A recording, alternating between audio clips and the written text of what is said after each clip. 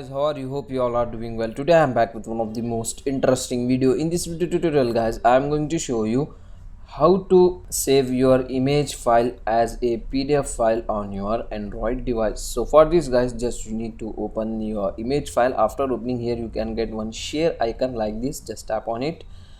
From here you need to select the print option, so just scroll down and select the print option. In case the print option is not showing on your any particular app, so just you need to open this image on another app like Google Photos or ES File Manager. I am opening this image on my Google Photos. After opening guys, on the top right side corner you can get three dots. Just tap on it, just swipe your screen like this. Here you can get your print option. Just tap on print option like this, and here you can get one small download icon on your screen in the right side. Just tap on it and it will ask the location to save your image file as a PDF file. Just select your location and tap on save. That's it.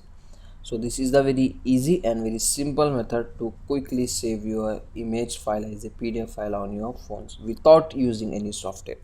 So that's it for today guys. It's a short and very simple video. Hope you enjoy this. If you enjoy, please guys don't go back without like, share and subscribe to our channel. Thank you very much.